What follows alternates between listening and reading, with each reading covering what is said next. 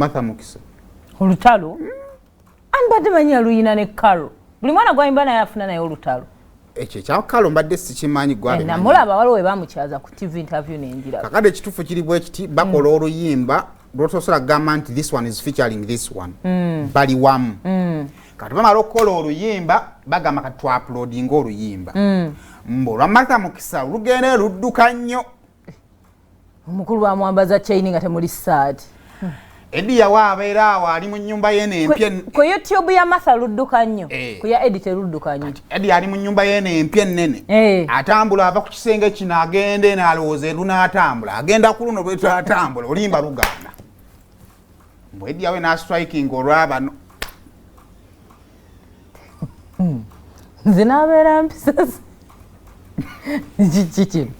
ngasala akwogera ku bantu bakulu akaana kowakola bongo olowooza koya ebyo bitulemerera okwogera ogeddeko abanga manager abanga ki naye nga wa Black Magic katugambe byatugambye naye maama yali mu nnyumba ye nenene gye yatongoza viewers in 4 days naye nga ate eriko ekyo YouTube channel endala nga guli mutwalo gumu mu 4 days so tetusuubira nti technical yagiddaawo kubanga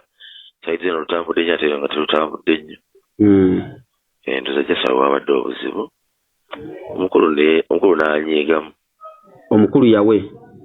ndoza n'anyiigamu fenga Black Magic nga laba Black Magic olwame lutambula mangu olulwe lukyali mabega era ekikyali kubanga era olutube lwavaayo era speedi ntono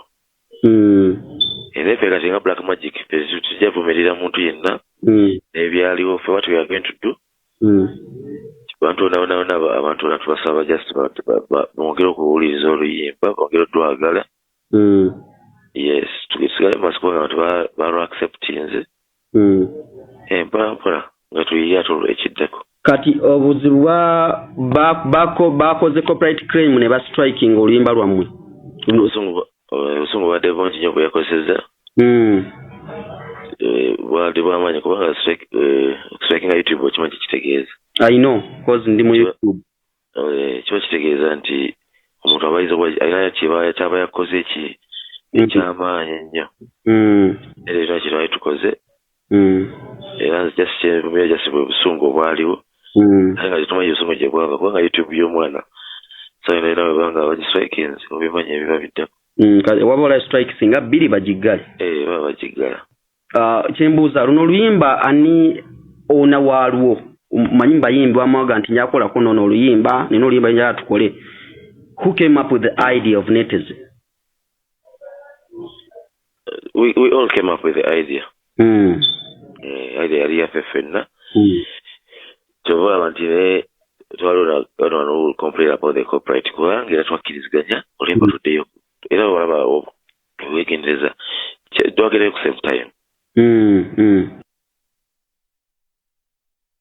olutambula mu ba celebrities